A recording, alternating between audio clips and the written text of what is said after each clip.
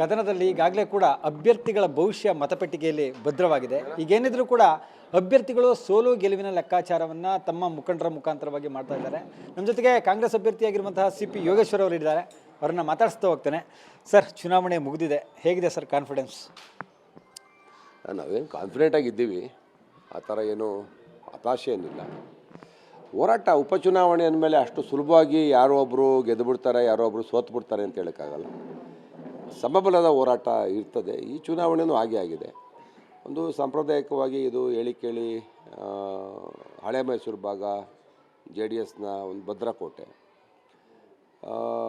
ಭದ್ರಕೋಟೆ ಅಂತ ಪ್ರೂವ್ ಮಾಡಲಿಕ್ಕೆ ಮೊನ್ನೆ ಪಾರ್ಲಿಮೆಂಟಲ್ಲಿ ಇಲ್ಲಿ ರಾಜೀನಾಮೆ ಹೋದಂಥ ಕುಮಾರಸ್ವಾಮಿ ಅವರು ಏನೂ ಇಲ್ಲದೆ ನಿರಾಶ್ರಯವಾಗಿ ಮಂಡ್ಯದಲ್ಲಿ ಗೆಲ್ತಾರೆ. ಇಲ್ಲೂ ಕೂಡ 2 ಬಾರಿ ಬಂದು ಗೆದ್ದಾಗಲೂ ಕೂಡ ಅವರು ಏನು ಎಲ್ಲೂ ಪ್ರಚಾರಕ್ಕೆ ಬರಲ್ಲ. ಬಸ್ ಸ್ಟ್ಯಾಂಡಲ್ಲಿ ಬಂದು ಕೈ ಬೀಸಿ ಅರ್ಜಿ ಹಾಕಿ ಹೋಗ್ತಾರೆ, 2 ಸಾರಿ ಗೆಲ್ತಾರೆ. ಅವ್ರದ್ದೇ ವಂಶದ ಕುಡಿ ಅವ್ರ ಮಗ ನಿಂತಿದ್ದಾರೆ ಈಗ, ನಿಖಿಲ್ ಕುಮಾರಸ್ವಾಮಿ. ಆ ತಂದೆ ಕುಮಾರಸ್ವಾಮಿಯವರ ವರ್ಚಸ್ಸು, ಆಶೀರ್ವಾದ, ಅವರು ಸೆಂಟ್ರಲ್ ಮಂತ್ರಿ ಆಗಿದ್ದಾರೆ. ಅದಕ್ಕಿಂತ ಅವ್ರ ತಾತ ಒಂದು ಪ್ರಾದೇಶಿಕ ಪಕ್ಷದ ಪಿತಾಮಹರವರು. ದೇವೇಗೌಡರು ಅನ್ನೋದು ಇನ್ನೂ ಜೀವಂತವಾದಂಥ ದೈತ್ಯ ಶಕ್ತಿ ನಮ್ಮ ಸಮಾಜದಲ್ಲಿ. ಅವರಿಬ್ಬರು ಇನ್ನೂ ಪ್ರಬಲವಾಗಿರಿ ಒಬ್ಬ ಮೊಮ್ಮಗನ್ನ ಗೆಲ್ಸ್ಕೋಬೇಕು ಅಂತ ಹಠ ತೊಟ್ಟಾಗ ದೇವೇಗೌಡರು ತೊಡೆ ತಟ್ಟಿ ಅವರ ಈ ಇಳಿ ವಯಸ್ಸಿನಲ್ಲೂ ಗ್ರಾಮ ಪಂಚಾಯಿತಿಗಳ ಮಟ್ಟಕ್ಕೆ ಬಂದು ಚುನಾವಣೆ ಮಾಡಿದ್ದಾರೆ. ಮತ್ತು ಅವರು ಅದು ಮಾಡಿದ್ದಾರೆ, ಏನು ನಾನು ಮೊಮ್ಮಗನ ಗೆಲ್ಸ್ಕೊಂಡೇ ಹೋಗ್ತೀನಿ ಅಂಥೇಳಿ ಅವರು ಹೋರಾಟ ಮಾಡಿದ್ದಾರೆ. ಹಂಗಾಗಿ ಬಹುತೇಕ ಒಕ್ಕಲಿಗ ಸಮುದಾಯ ಇರೋದ ಕಡೆ ಸ್ವಲ್ಪ ಅವ್ರ ಕಡೆ ಒಲವು ಜಾಸ್ತಿ ಇರ್ಬೋದು. ನೋಡಬೇಕು. ನಮಗೂ ಸರ್ಕಾರ ಇದೆ, ಗ್ಯಾರಂಟಿ ಯೋಜನೆಗಳು, ಸರ್ಕಾರದ ವರ್ಚಸ್ಸು. ಮಾನ್ಯ ಮುಖ್ಯಮಂತ್ರಿ ಸಿದ್ದರಾಮಯ್ಯನವರು 2 ಸಾರಿ ಬಂದಿದ್ದರು ಕ್ಷೇತ್ರಕ್ಕೆ. DK ಶಿವಕುಮಾರ್ ಅವರು 2 ಸಾರಿ ಬಂದಿದ್ದರು, 2 ದಿವಸ ಬಂದಿದ್ದರು. ಅವರು ಕೂಡ ಪ್ರಚಾರ ಮಾಡಿದ್ದಾರೆ. ಮತ್ತು DK ಸುರೇಶು ಅವ್ರ ಟೀಮೆಲ್ಲ ಕೆಲಸ ಮಾಡಿದೆ. ಸಮಬಲದ ಹೋರಾಟ ನೋಡೋಣ. ನೀವು ಒಕ್ಕಲಿಗರು, DK ಶಿವಕುಮಾರ್, DK ಸುರೇಶ್ ಅವರು, ನಿಮ್ಮ ಜೊತೆಗಿರುವಂಥ ಬಹುತೇಕ ನಾಯಕರುಗಳ ಒಕ್ಕಲಿಗ ನಾಯಕರಿದ್ದರೂ ಕೂಡ ಆ ಒಕ್ಕಲಿಗ ಮತಗಳನ್ನು ಸೆಳೆಯುವಲ್ಲಿ ಎಲ್ಲಿ ವಿಫಲವಾಗಿದ್ದೀರಿ ನೀವು ಅಂತ? ಇನ್ನೂ ರಾಜ್ಯದ ಒಕ್ಕಲಿಗ ಸಮುದಾಯ ಇನ್ನೂ ದೇವೇಗೌಡರಿಂದ ಆಚೆ ಬಂದಿಲ್ಲ. ಯಾರು ಏನೇ ಹೇಳಿದ್ರು ಕೂಡ ಇನ್ನೂ ದೇವೇಗೌಡರೇ ನಮ್ಮ ಸಮುದಾಯದ ನಾಯಕರು ಅನ್ನೋ ಥರ ಬಿಂಬಿತ ಇದೆ. ಹಾಗಾಗಿ ಅದಕ್ಕೆ ನಿದರ್ಶನ ಕೂಡ ಇದೆ. ಏನೂ ಕ್ಷೇತ್ರಕ್ಕೆ ಕೆಲಸ ಮಾಡಿದ ಕುಮಾರಸ್ವಾಮಿ ಇಲ್ಲಿ ಬಂದು ಅರ್ಜಿ ಹಾಕಿದ್ರೆ ಗೆಲ್ಲುತ್ತೆ ಅಂದರೆ ಅದೇ ಕಾರಣ. ಮಂಡ್ಯದೊಳಗೆ ಮೊನ್ನೆ ಪಾರ್ಲಿಮೆಂಟ್ ಗೆಲ್ತಾರೆ ಅನ್ನೋದಕ್ಕೂ ಅದೇ ಕಾರಣ. ನಾವು ಸಮುದಾಯ ಒಂದೇ ಆಗಿರ್ಬೋದು, ಅವರು ಅದನ್ನು ಎಸ್ಟಾಬ್ಲಿಷ್ ಮಾಡಿದ್ದಾರೆ ಅವ್ರ ನಾಯಕರು ಅಂತೇಳಿ. ನಮ್ಮ ಕಾಲಾವಕಾಶ ಬೇಕಾಗುತ್ತೆ ಈ ಭಾಗದಲ್ಲಿ ಅದನ್ನು ಅಳಿಸ್ಬೇಕಾದ್ರೆ. ಈ ಚುನಾವಣೆ ನಿಜವಾದಂಥ ಪೈಪೋಟಿ ಇರ್ತಕ್ಕಂಥ ಚುನಾವಣೆ. ಅವರೆಲ್ಲ ಶಕ್ತಿನೂ ಕೂಡ ಕ್ರೋಢೀಕರಿಸಿ ಖುದ್ದು ದೇವೇಗೌಡರು ಕುಟುಂಬ, ಅವ್ರ ಮಗ, ಅವ್ರ ಪಾರ್ಟಿ ಮತ್ತು ಹಳೆ ಮೈಸೂರು ಭಾಗದ ಎಲ್ಲ ಪ್ರಬಲ ನಾಯಕರು, ಸಮುದಾಯ ಮನೆಗೆ ಊರೂರಿಗೆ ಸೇರಿಕೊಂಡು 100 ಜನ, 1000 ಜನ ಬಂದು ಚುನಾವಣೆ ಮಾಡಿದ್ದಾರೆ. ಅದು ಒಂದು ಕಡೆ. ಜೊತೆಗೆ ಕಾಂಗ್ರೆಸ್ ಪಕ್ಷದ ನಾಯಕರು ನಮ್ಮವರು ಕೂಡ ಬಂದು ಚುನಾವಣೆ ಮಾಡಿದ್ದಾರೆ. ಭಾಳಷ್ಟು ಜನ ಕಾರ್ಯಕರ್ತರು, ಮುಖಂಡರು ಚುನಾವಣೆ ಮಾಡಿದ್ದಾರೆ. ಸಮಬಲದ ಹೋರಾಟ, ರಿಸಲ್ಟ್ ಏನು ಬೇಕಾದ್ರೂ ಆಗ್ಬೋದು. ಸರ್, ಪ್ರಮುಖವಾಗಿ ಈಗ ಸಿದ್ದರಾಮಯ್ಯನವರು ಕೂಡ ಪ್ರಚಾರಕ್ಕೆ ಬಂದಿದ್ದರು, ನಿಮ್ಮ ನಾಯಕರು ಕೂಡ ಪ್ರಚಾರಕ್ಕೆ ಸಾಕಷ್ಟು ನಾಯಕರು ಬಂದಿದ್ದಾರೆ. ಆದರೆ NDA ಪರವಾಗಿಯೂ ಕೂಡ ಸಾಕಷ್ಟು ನಾಯಕರು ಬಂದಿದ್ದು, ಅದು ನಿಮಗೆ ಏನಾದರೂ ಹಿನ್ನಡೆ ತರುತ್ತಾ? ನಾನು ಈ ಭಾಗದಲ್ಲಿ BJPನ ಕಟ್ಟಲಿಕ್ಕೆ, BJP ಬೆಳೀಲಿಕ್ಕೆ ಭಾಳ ಕೆಲಸ ಮಾಡಿದ್ದೆ. 15 ವರ್ಷ ಹೋರಾಟ ಮಾಡಿದ್ದೆ. ನಾನು ಭಾಳ ಸ್ಯಾಕ್ರಿಫೈಸ್ ಮಾಡಿದ್ದೆ. BJPನೂ ಒಂದಷ್ಟು ಪ್ರಬಲವಾಗಿ ಈ ಭಾಗದಲ್ಲಿ ಇವತ್ತು ಬೆಳೆದಿದೆ. ಪುನಃ ಇಮಿಡಿಯೇಟ್ ಪಕ್ಷಾಂತರ ಮಾಡಿ ಈಗ ಕಾಂಗ್ರೆಸ್ ಬಂದು ನಿಂತಿರೋದು ಸ್ವಲ್ಪ ಜನಗಳಿಗೆ ಕನ್ಫ್ಯೂಷನ್ ಇದೆ, ಆತಂಕ ಇದೆ. ಕಾಂಗ್ರೆಸ್ಸು ಏನು BJP ನಾಯಕರು ಭಾಳ ಈ ಕಡೆ ಬಂದು ಪ್ರಚಾರ ಮಾಡಿದ್ದಾರೆ. ನಾನು ನೋಡಿದೆ, ಯಡಿಯೂರಪ್ಪನವರು, ಭಾಳ ಜನ ನಾಯಕರು ಬಂದಿದ್ದರು, ಸೋಮಣ್ಣವರು, ಕೇಂದ್ರದ ಮಂತ್ರಿಗಳು ಮಾಡಿದ್ರು. ಜೊತೆಗೆ ನಮ್ಮ ಪಕ್ಷದವರು ಬಂದರು. ನೋಡಬೇಕು, ಎಲ್ಲ ಕಡೆ ಹೋರಾಟ ಇದೆ. ನನಗೆ ಯಾರು ಎಲ್ಲಿ ಬಂದರು ಎಲ್ಲೋದಕ್ಕಿಂತ ದೊಡ್ಡ ಇದೊಂದು ರೀತಿಯ ಕುರುಕ್ಷೇತ್ರ ಇದ್ದು ಥರ ನಡೆದಿದೆ. ಪ್ರತಿ ಬೂತಲ್ಲೂ ಕೂಡ ಎಲ್ಲರೂ ಕೂಡ ಹೋರಾಟ ಮಾಡಿದ್ದೀವಿ. ನೋಡೋಣ ಏನಾಗುತ್ತೆ. ಜಮೀರ್ ಅಹ್ಮದ್ ಅವರ ಭಾಷಣ ಏನಿದೆ ಅದು ಸಾಕಷ್ಟು ಜನರನ್ನು ಕೆಲಿಸ್ತು, ಒಕ್ಕಲಿಗರನ್ನು ಕೆಲಿಸ್ತು, ಹಿಂದೂ ಮತಗಳು ಡಿವೈಡ್ ಆಯಿತು ಅಂತ ಅನ್ನುವಂಥ ಮಾತುಗಳಿದೆ. ಅದನ್ನು ತಾವು ಒಪ್ಕೋತೀರಾ ಸರ್? ಸ್ವಲ್ಪ ಮಟ್ಟಿಗೆ ಡ್ಯಾಮೇಜ್ ಆಗಿದೆ ಅಂತ ನಮ್ಮ ಕಾರ್ಯಕರ್ತರು ಹೇಳ್ತಾ ಇದ್ದಾರೆ. ಯಾರು JDSನ ಭಾಳಷ್ಟು ಜನ ಯುವಕರು ನನ್ನ ಮೇಲೆ ಪ್ರಭಾವಿತರಾಗಿ ನನಗೆ ಓಟ್ ಹಾಕಬೇಕು ಅಂತ ಇದ್ದರು, ಅವರು ಸ್ವಲ್ಪ ಘಾಸಿಗೆ ಒಳಗಾಗಿದ್ದಾರೆ, ಒಂದಷ್ಟು ಪರ್ಸೆಂಟೇಜು ಅಂತ ಹೇಳ್ತಾ ಇದ್ದಾರೆ. ನೋಡಬೇಕು ಏನೇನಾಗಿದೆ ಅಂತ ಗೊತ್ತಾಗಲ್ಲ. ಪ್ರಮುಖವಾಗಿ ಅವರು ಜಮೀರ್ ಅಹಮದ್ ಅವರು ಈ ಒಂದು ಕ್ಷೇತ್ರದಲ್ಲಿ ಪ್ರಚಾರಕ್ಕೆ ಬರಲ್ಲ ಅಂತನ್ನುವಂತಹ ಮಾತುಗಳಿತ್ತು. ಆದರೆ ಕೊನೆಯ ಕ್ಷಣದಲ್ಲಿ ಬಂದರು. ನಿಮ್ಮಲ್ಲೇ ಕೂಡ ಆ ರೀತಿಯಾದಂಥ ತಂತ್ರಗಾರಿಕೆ ನಡೆದಿದೆ ಯೋಗೇಶ್ವರರನ್ನು ಸೋಲ್ಸೋಕ್ಕೆ ಕಾಂಗ್ರೆಸ್ ಪಾರ್ಟಿಯಲ್ಲಿ ಅನ್ನುವಂಥ ಮಾತಿದೆ ಸರ್. ಕಾಂಗ್ರೆಸ್ ಪಕ್ಷ ಪ್ರಾಮಾಣಿಕವಾಗಿ ನನ್ನ ಗೆಲ್ಲಿಸ್ತಕ್ಕಂಥ ಎಲ್ಲ ಪ್ರಯತ್ನನ ಮಾಡಿದೆ. ಆ ಥರ ಒಳಸಂಚು ಉಪಚುನಾವಣೆಗಳಲ್ಲಿ ನಡೆಯಲ್ಲ. ಜಮೀರ್ ಅವರು ಕೂಡ ಭಾಳಷ್ಟು ಮತಗಳನ್ನು ಕ್ರೋಢೀಕರಣ ಮಾಡೋ ಪ್ರಯತ್ನದಲ್ಲಿ ಮಾಡಿದ್ದಾರೆ. ಅವ್ರ ಮಾತಿನ ರಭಸದಲ್ಲಿ ಒಂದಷ್ಟು ಹಳೆಯ ಸ್ನೇಹ ವಿಶ್ವಾಸಕ್ಕೆ ಮಾತಾಡಿರ್ಬೋದು. ಅದು ಮಾಧ್ಯಮಗಳು ಅದನ್ನು ಪ್ರಮುಖವಾಗಿ ಅದನ್ನು ಪ್ರಚಾರ ಮಾಡಿ ರಾಜ್ಯದಲ್ಲಿ ಅದನ್ನು ದೊಡ್ಡ ಸುದ್ದಿ ಮಾಡಿ ಮತದಾರರ ಮೇಲೆ ಪ್ರಭಾವ ಬೀರ್ತಕ್ಕಂಥ ವಿಶ್ಲೇಷಣೆ ಕೂಡ ಮಾಡಿಬಿಟ್ಟು ಭಾಳ ಜನ ನಾನು ಸುದ್ದಿ ವಿಶ್ಲೇಷಣೆ ಮಾಡೋರು ಕೂಡ ಹೇಳಿದ್ರು ಅದ್ರ ಬಗ್ಗೆ. ಸೋಲಿಸಿ ಅವ್ರನ್ನ ಯಾರು ಜಮೀರ್ ವಿರುದ್ಧ ಹೇಳಿಕೆ ಕೊಟ್ಟವ್ರನ್ನ ಸೋಲಿಸಬೇಕು ಮತದಾರರು ಅಂತ. ನೋಡೋಣ, ರಿಸಲ್ಟ್ ಬರುತ್ತಲ್ಲ ನೋಡೋಣ. ಪ್ರಮುಖವಾಗಿ ಆ ಒಂದು ಹೇಳಿಕೆಯನ್ನು ಹೊರತುಪಡಿಸಿದರೆ ಅಲ್ಪಸಂಖ್ಯಾತ ಮತಗಳು ಕೂಡ ತಮಗೆ ಕ್ರೋಢೀಕರಣವಾಗುತ್ತೆ. ಆದರೂ ಸಹ ತಾವು ಗೆಲುವಿನ ವಿಶ್ವಾಸವನ್ನು ವ್ಯಕ್ತಪಡಿಸ್ತಾ ಇಲ್ಲ. ಎಲ್ಲೋ ಒಂದು ಕಡೆ ಮುಂಚಿತವಾಗಿ ಸೋಲನ್ನು ಒಪ್ಕೊಂಡಂಗಿದೆ ಯೋಗೇಶ್ವರ್ ಅವರು. ಇಲ್ಲ, ಆ ಥರ ನಾನು ಯಾವುದೇ ದುರುದ್ದೇಶ ಉಟ್ಕೊಂಡು ಸೋಲು ಒಪ್ಕೋತಾ ಇಲ್ಲ. ಸಮಬಲದ ಹೋರಾಟ ಇದೆ. ಒಂದು ಸಮುದಾಯದ ಮತಗಳಿಂದ ಚುನಾವಣೆ ಗೆಲ್ಲೋಕ್ಕಾಗಲ್ಲ. ಮೇಜರ್ ಕಮ್ಯುನಿಟಿ ಇಲ್ಲಿ ಒಕ್ಕಲಿಗ ಮತಗಳೇ ನಿರ್ಣಾಯಕ. ಇಲ್ಲಿ ಬೇರೆ ಸಮುದಾಯ ಮತ ಇಲ್ಲದೆ ಹೋದರೂ ಕೆಲವು ಸಾರಿ ಒಕ್ಕಲಿಗ ಸಮುದಾಯ ಮತ ಇಟ್ಕೊಂಡೇ ಕುಮಾರಸ್ವಾಮಿ ಅವರು ಗೆದ್ದಿದ್ದಾರೆ.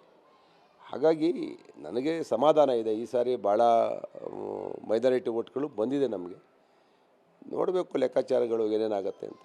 ಎಲ್ಲ ಒಂದು ಕಡೆ ಅನಿಸುತ್ತಾ ಸರ್, ನಾನು NDA ಭಾಗವಾಗಿಯೇ ಕೂಡ ಇರಬೇಕಾಗಿತ್ತು, ಕಾಂಗ್ರೆಸ್ ಪಕ್ಷಕ್ಕೆ ಹೋಗಬಾರ್ದಾಗಿತ್ತು, ಅಥವಾ JDS ಇಂದ ಟಿಕೆಟ್ ಕೊಡ್ತೀವಿ ಅಂತ ಅನ್ನುವಂಥ ಮಾತುಗಳೇನಿತ್ತು, ಆ ಥರ ಇದ್ದರೆ JDS ಇಂದನೇ ಸ್ಪರ್ಧೆ ಮಾಡಬೇಕಾಗಿತ್ತು, ಆ ಥರದ್ದೇನಾದ್ರು ಅನಿಸಿದೆಯಾ ಸರ್? ಇಲ್ಲ, ನನ್ನ ರಾಜಕೀಯ ತೀರ್ಮಾನ ಅನಿವಾರ್ಯ ಆಯಿತು. ನನ್ನ ಮಾತೃಪಕ್ಷ ಕಾಂಗ್ರೆಸ್ಸು ಬಂದದ್ದು ನನಗೆ ತಪ್ಪು ಅಂತ ಅನ್ನಿಸ್ತಾ ಇಲ್ಲ. ಸರಿ ಇದೆ ನನ್ನ ನಿರ್ಣಯ. ಬಟ್ ಇದೊಂದೇ ದಾರಿ ಇದ್ದದ್ದು ನನಗೆ, ಲಾಸ್ಟ್ ಆಪ್ಷನ್ನು. ಅವ್ರು ನನಗೆ ನಂಬಿಸಿ ಕೊನೆಗಳಿಗೆಯಲ್ಲಿ ಅವರು ನನ್ನನ್ನು ತ್ರಿಶಂಕು ಇದರಲ್ಲಿ ಇಡ್ತಾಯಿದ್ರು. ಹಾಗಾಗಿ ನನ್ನ ನಿರ್ಣಯ ಸರಿ ಇದೆ. ನನಗೇನು ಆ ಥರ ತಪ್ಪು ಭಾವನೆ ಇಲ್ಲ. ಕಾಂಗ್ರೆಸ್ ಬಂದು ನಾನು ಒಳ್ಳೆ ಕೆಲಸನೇ ಮಾಡಿದ್ದೀನಿ. ಕೊನೆಯದಾಗಿ ಕೇಳ್ತೀನಿ ಸರ್, ಈಗ ಕಾಂಗ್ರೆಸ್ಗೂ ಜೊತೆಗೆ ಮೈತ್ರಿ ಪಕ್ಷ, ನೀವು ರಿಸಲ್ಟನ್ನು ಎಷ್ಟು % ಕೊಡ್ತೀರಿ ಸರ್? ಅದು ಎರಡು ಪಕ್ಷಗಳು, JDS ಮತ್ತು BJP. ಇಲ್ಲಿ ನಂದು ಮತ್ತು ಕಾಂಗ್ರೆಸ್ಸು ಎರಡೂ ಸಮಬಲ ಇದೆ. ಈಗೂ ಆಗ್ಬೋದು, ಆಗ್ಬೋದು. 50-50 ಅಂತೀರಾ? 50-50. Thank you sir. ಇದಿಷ್ಟು ಕಾಂಗ್ರೆಸ್ ಅಭ್ಯರ್ಥಿಯಾಗಿರುವಂತಹ CP ಯೋಗೇಶ್ವರ್ ಅವರ ಮಾತಾಗಿರುವಂಥದ್ದು. ಕ್ಯಾಮ್ರಾ ಪರ್ಸನ್ ವಿನೋದ್ ಜೊತೆ ಮಹದೇವಸ್ವಾಮಿ ಕುರುಣೇಗಾಲ, ರಿಪಬ್ಲಿಕ್ ಕನ್ನಡ, ರಾಮನಗರ. ಕದನದಲ್ಲಿ ಈಗಾಗಲೇ ಕೂಡ ಅಭ್ಯರ್ಥಿಗಳ ಭವಿಷ್ಯ ಮತಪೆಟ್ಟಿಗೆಯಲ್ಲಿ ಭದ್ರವಾಗಿದೆ. ಈಗೇನಿದ್ರು ಕೂಡ ಅಭ್ಯರ್ಥಿಗಳು ಸೋಲು ಗೆಲುವಿನ ಲೆಕ್ಕಾಚಾರವನ್ನು ತಮ್ಮ ಮುಖಂಡರ ಮುಖಾಂತರವಾಗಿ ಮಾಡ್ತಾ ಇದ್ದಾರೆ. ನಮ್ಮ ಜೊತೆಗೆ ಕಾಂಗ್ರೆಸ್ ಅಭ್ಯರ್ಥಿಯಾಗಿರುವಂತಹ CP ಯೋಗೇಶ್ವರ್ ಅವರು ಇದ್ದಾರೆ. ಅವರನ್ನು ಮಾತಾಡಿಸ್ತಾ ಹೋಗ್ತೇನೆ. ಸರ್, ಚುನಾವಣೆ ಮುಗಿದಿದೆ, ಹೇಗಿದೆ ಸರ್ ಕಾನ್ಫಿಡೆನ್ಸ್? ನಾವೇನು ಕಾನ್ಫಿಡೆಂಟಾಗಿದ್ದೀವಿ, ಆ ಥರ ಏನು ಹತಾಶೆ ಏನಿಲ್ಲ. ಹೋರಾಟ ಉಪಚುನಾವಣೆ ಅಂದಮೇಲೆ ಅಷ್ಟು ಸುಲಭವಾಗಿ ಯಾರೋ ಒಬ್ಬರು ಗೆದ್ದು ಬಿಡ್ತಾರೆ, ಯಾರೋ ಒಬ್ಬರು ಸೋತು ಬಿಡ್ತಾರೆ ಅಂತ ಹೇಳೋಕ್ಕಾಗಲ್ಲ. ಸಮಬಲದ ಹೋರಾಟ ಇರ್ತದೆ. ಈ ಚುನಾವಣೆಯೂ ಹಾಗೆ ಆಗಿದೆ. ಒಂದು ಸಾಂಪ್ರದಾಯಿಕವಾಗಿ ಇದು ಹೇಳಿ ಕೇಳಿ ಹಳೆ ಮೈಸೂರು ಭಾಗ JDSನ ಒಂದು ಭದ್ರಕೋಟೆ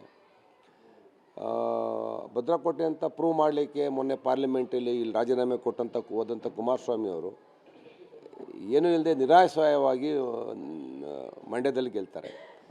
ಇಲ್ಲೂ ಕೂಡ 2 ಬಾರಿ ಬಂದು ಗೆದ್ದಾಗಲೂ ಕೂಡ ಅವರು ಎಲ್ಲೂ ಪ್ರಚಾರಕ್ಕೆ ಬರಲ್ಲ.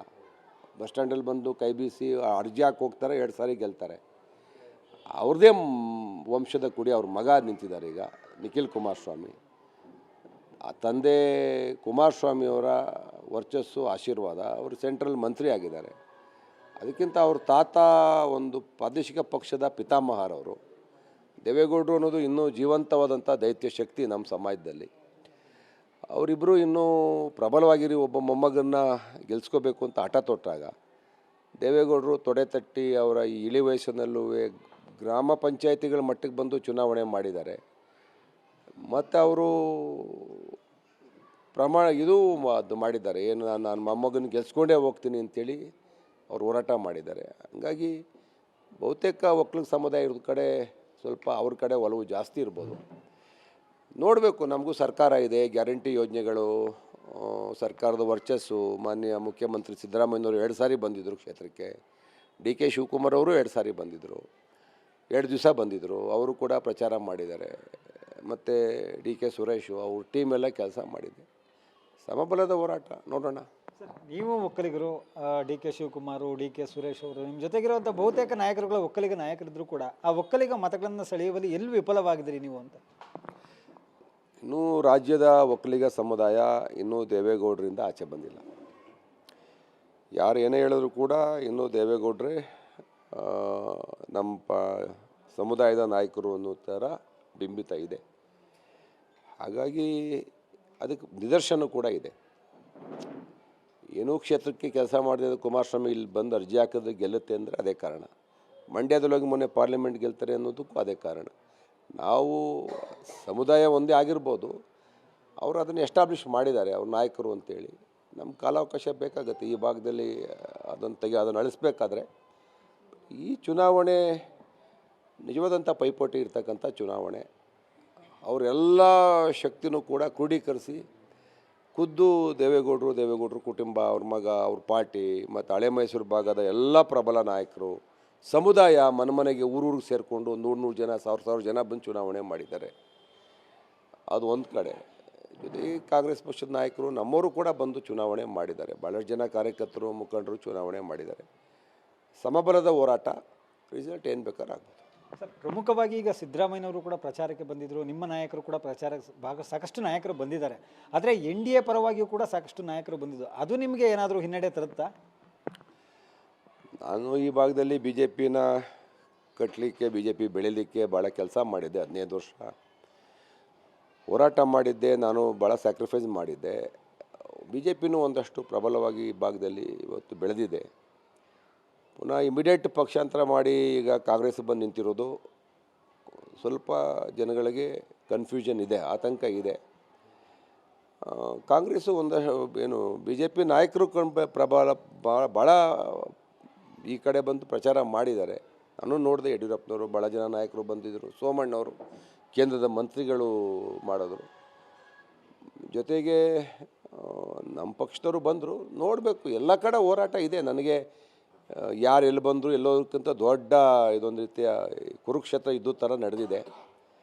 ಪ್ರತಿ ಬೂತಲ್ಲೂ ಕೂಡ ಎಲ್ಲರೂ ಕೂಡ ಹೋರಾಟ ಮಾಡಿದ್ದೀವಿ. ನೋಡೋಣ ಏನಾಗುತ್ತೆ. ಸರ್, ಜಮೀರ್ ಅಹಮದ್ ಅವರ ಭಾಷಣ ಏನಿದೆ ಅದು ಸಾಕಷ್ಟು ಜನರನ್ನು ಕೆಳಿಸ್ತು, ಒಕ್ಕಲಿಗರನ್ನು ಕಳಿಸ್ತು, ಹಿಂದೂ ಮತಗಳು ಡಿವೈಡ್ ಆಯಿತು ಅಂತ ಅನ್ನುವಂಥ ಮಾತುಗಳಿದೆ. ಅದನ್ನು ತಾವು ಒಪ್ಕೋತೀರಾ ಸರ್? ಸ್ವಲ್ಪ ಮಟ್ಟಿಗೆ ಡ್ಯಾಮೇಜ್ ಆಗಿದೆ ಅಂತ ನಮ್ಮ ಕಾರ್ಯಕರ್ತರು ಹೇಳ್ತಾ ಇದ್ದಾರೆ. ಯಾರು JDSನ ಭಾಳಷ್ಟು ಜನ ಯುವಕರು ನನ್ನ ಮೇಲೆ ಪ್ರಭಾವಿತರಾಗಿ ನನಗೆ ಓಟ್ ಹಾಕಬೇಕು ಅಂತ ಇದ್ದರು, ಅವರು ಸ್ವಲ್ಪ ಘಾಸಿಗೆ ಒಳಗಾಗಿದ್ದಾರೆ, ಒಂದಷ್ಟು ಪರ್ಸೆಂಟೇಜು ಅಂತ ಹೇಳ್ತಾ ಇದ್ದಾರೆ. ನೋಡಬೇಕು ಏನೇನಾಗಿದೆ ಅಂತ ಗೊತ್ತಾಗಲ್ಲ. ಪ್ರಮುಖವಾಗಿ ಅವರು ಜಮೀರ್ ಅಹಮದ್ ಅವರು ಈ ಒಂದು ಕ್ಷೇತ್ರದಲ್ಲಿ ಪ್ರಚಾರಕ್ಕೆ ಬರಲ್ಲ ಅಂತನ್ನುವಂತಹ ಮಾತುಗಳಿತ್ತು. ಆದರೆ ಕೊನೆಯ ಕ್ಷಣದಲ್ಲಿ ಬಂದರು. ಏನೋ ನಿಮ್ಮಲ್ಲೇ ಕೂಡ ಆ ರೀತಿಯಾದಂಥ ತಂತ್ರಗಾರಿಕೆ ನಡೆದಿದೆ ಯೋಗೇಶ್ವರರನ್ನು ಸೋಲ್ಸೋಕ್ಕೆ ಕಾಂಗ್ರೆಸ್ ಪಾರ್ಟಿಯಲ್ಲಿ ಅನ್ನುವಂಥ ಮಾತಿದೆ ಸರ್. ಕಾಂಗ್ರೆಸ್ ಪಕ್ಷ ಪ್ರಾಮಾಣಿಕವಾಗಿ ನನ್ನ ಗೆಲ್ಲಿಸ್ತಕ್ಕಂಥ ಎಲ್ಲ ಪ್ರಯತ್ನನ ಮಾಡಿದೆ. ಆ ಥರ ಒಳಸಂಚು ಉಪಚುನಾವಣೆಗಳಲ್ಲಿ ನಡೆಯಲ್ಲ. ಜಮೀರ್ ಅವರು ಕೂಡ ಭಾಳಷ್ಟು ಮತಗಳನ್ನು ಕ್ರೋಢೀಕರಣ ಮಾಡೋ ಪ್ರಯತ್ನದಲ್ಲಿ ಮಾಡಿದ್ದಾರೆ. ಅವ್ರ ಮಾತಿನ ರಭಸದಲ್ಲಿ ಒಂದಷ್ಟು ಹಳೆಯ ಸ್ನೇಹ ವಿಶ್ವಾಸಕ್ಕೆ ಮಾತಾಡಿರ್ಬೋದು. ಅದು ಮಾಧ್ಯಮಗಳು ಅದನ್ನು ಪ್ರಮುಖವಾಗಿ ಅದನ್ನು ಪ್ರಚಾರ ಮಾಡಿ ರಾಜ್ಯದಲ್ಲಿ ಅದನ್ನು ದೊಡ್ಡ ಸುದ್ದಿ ಮಾಡಿ ಮತದಾರರ ಮೇಲೆ ಪ್ರಭಾವ ಬೀರ್ತಕ್ಕಂಥ ವಿಶ್ಲೇಷಣೆ ಕೂಡ ಮಾಡಿಬಿಟ್ಟು ಭಾಳ ಜನ ನಾನು ಸುದ್ದಿ ವಿಶ್ಲೇಷಣೆ ಮಾಡೋರು ಕೂಡ ಹೇಳಿದ್ರು ಅದ್ರ ಬಗ್ಗೆ. ಸೋಲಿಸಿ ಅವ್ರನ್ನ, ಯಾರು ಜಮೀರ್ ವಿರುದ್ಧ ಹೇಳಿಕೆ ಕೊಟ್ಟವ್ರನ್ನ ಸೋಲಿಸಬೇಕು ಮತದಾರರು ಅಂತ. ನೋಡೋಣ, ರಿಸಲ್ಟ್ ಬರುತ್ತಲ್ಲ ನೋಡೋಣ. ಪ್ರಮುಖವಾಗಿ ಆ ಒಂದು ಹೇಳಿಕೆಯನ್ನು ಹೊರತುಪಡಿಸಿದರೆ ಅಲ್ಪಸಂಖ್ಯಾತ ಮತಗಳು ಕೂಡ ತಮಗೆ ಕ್ರೋಢೀಕರಣವಾಗುತ್ತೆ. ಆದರೂ ಸಹ ತಾವು ಗೆಲುವಿನ ವಿಶ್ವಾಸವನ್ನು ವ್ಯಕ್ತಪಡಿಸ್ತಾ ಇಲ್ಲ. ಎಲ್ಲೋ ಒಂದು ಕಡೆ ಮುಂಚಿತವಾಗಿ ಸೋಲನ್ನು ಒಪ್ಕೊಂಡಂಗಿದೆ ಯೋಗೇಶ್ವರ್ ಅವರು. ಇಲ್ಲ, ಆ ಥರ ನಾನು ಯಾವುದೇ ದುರುದ್ದೇಶ ಉಟ್ಕೊಂಡು ಸೋಲು ಒಪ್ಕೋತಾ ಇಲ್ಲ. ಸಮಬಲದ ಹೋರಾಟ ಇದೆ. ಒಂದು ಸಮುದಾಯದ ಮತಗಳಿಂದ ಚುನಾವಣೆ ಗೆಲ್ಲೋಕ್ಕಾಗಲ್ಲ. ಮೇಜರ್ ಕಮ್ಯುನಿಟಿ ಇಲ್ಲಿ ಒಕ್ಕಲಿಗ ಮತಗಳೇ ನಿರ್ಣಾಯಕ ಇಲ್ಲಿ. ಬೇರೆ ಸಮುದಾಯ ಮತ ಇಲ್ಲದೆ ಹೋದರೂ ಕೆಲವು ಸಾರಿ ಒಕ್ಕಲಿಗ ಸಮುದಾಯ ಮತ ಇಟ್ಕೊಂಡೇ ಕುಮಾರಸ್ವಾಮಿ ಅವರು ಗೆದ್ದಿದ್ದಾರೆ. ಹಾಗಾಗಿ ನನಗೆ ಸಮಾಧಾನ ಇದೆ. ಈ ಸಾರಿ ಭಾಳ ಮೈನಾರಿಟಿ ಓಟ್ಗಳು ಬಂದಿದೆ ನಮಗೆ. ನೋಡಬೇಕು ಲೆಕ್ಕಾಚಾರಗಳು ಏನೇನಾಗುತ್ತೆ ಅಂತ. ಎಲ್ಲ ಒಂದು ಕಡೆ ಅನಿಸುತ್ತಾ ಸರ್, ನಾನು NDA ಭಾಗವಾಗಿಯೇ ಕೂಡ ಇರಬೇಕಾಗಿತ್ತು, ಕಾಂಗ್ರೆಸ್ ಪಕ್ಷಕ್ಕೆ ಹೋಗಬಾರ್ದಾಗಿತ್ತು, ಅಥವಾ JDS ಇಂದ ಟಿಕೆಟ್ ಕೊಡ್ತೀವಿ ಅಂತ ಅನ್ನುವಂಥ ಮಾತುಗಳೇನಿತ್ತು, ಆ ಥರ ಇದ್ದರೆ JDS ಇಂದನೇ ಸ್ಪರ್ಧೆ ಮಾಡಬೇಕಾಗಿತ್ತು, ಆ ಥರದ್ದೇನಾದ್ರು ಅನಿಸಿದೆಯಾ ಸರ್? ಇಲ್ಲ, ನನ್ನ ರಾಜಕೀಯ ತೀರ್ಮಾನ ಅನಿವಾರ್ಯ ಆಯಿತು. ನನ್ನ ಮಾತೃಪಕ್ಷ ಕಾಂಗ್ರೆಸ್ ಬಂದದ್ದು ನನಗೆ ತಪ್ಪು ಅಂತ ಅನ್ನಿಸ್ತಾ ಇಲ್ಲ. ಸರಿ ಇದೆ ನನ್ನ ನಿರ್ಣಯ. ಬಟ್ ಇದೊಂದೇ ದಾರಿ ಇದ್ದದ್ದು ನನಗೆ, ಲಾಸ್ಟ್ ಆಪ್ಷನ್ನು. ಅವ್ರು ನನಗೆ ನಂಬಿಸಿ ಕೊನೆ ಗಳಿಗೆಯಲ್ಲಿ ಅವರು ನನ್ನನ್ನು ತ್ರಿಶಂಕು ಇದರಲ್ಲಿ ಇಡ್ತಾಯಿದ್ರು. ಹಾಗಾಗಿ ನನ್ನ ನಿರ್ಣಯ ಸರಿ ಇದೆ. ನನಗೇನು ಆ ಥರ ತಪ್ಪು ಭಾವನೆ ಇಲ್ಲ. ಕಾಂಗ್ರೆಸ್ ಬಂದು ನಾನು ಒಳ್ಳೆ ಕೆಲಸನೇ ಮಾಡಿದ್ದೀನಿ. ಕೊನೆಯದಾಗಿ ಕೇಳ್ತೀನಿ ಸರ್, ಈಗ ಕಾಂಗ್ರೆಸ್ಗೂ ಜೊತೆಗೆ ಮೈತ್ರಿ ಪಕ್ಷ, ನೀವು ರಿಸಲ್ಟನ್ನು ಎಷ್ಟು % ಕೊಡ್ತೀರಿ ಸರ್? ಅದು ಎರಡು ಪಕ್ಷಗಳು, JDS ಮತ್ತು BJP. ಇಲ್ಲಿ ನಂದು ಮತ್ತು ಕಾಂಗ್ರೆಸ್ಸು ಎರಡೂ ಸಮಬಲ ಇದೆ. ಈಗೂ ಆಗ್ಬೋದು, ಆಗ್ಬೋದು. 50-50 ಅಂತೀರಾ? 50-50. Thank you sir. ಇದಿಷ್ಟು ಕಾಂಗ್ರೆಸ್ ಅಭ್ಯರ್ಥಿಯಾಗಿರುವಂತಹ CP ಯೋಗೇಶ್ವರ್ ಅವರ ಮಾತಾಗಿರುವಂಥದ್ದು. ಕ್ಯಾಮ್ರಾ ಪರ್ಸನ್ ವಿನೋದ್ ಜೊತೆ ಮಹದೇವ್ ಸ್ವಾಮಿ ಕುರುಣೇಗಾಲ, ರಿಪಬ್ಲಿಕ್ ಕನ್ನಡ, ರಾಮನಗರ.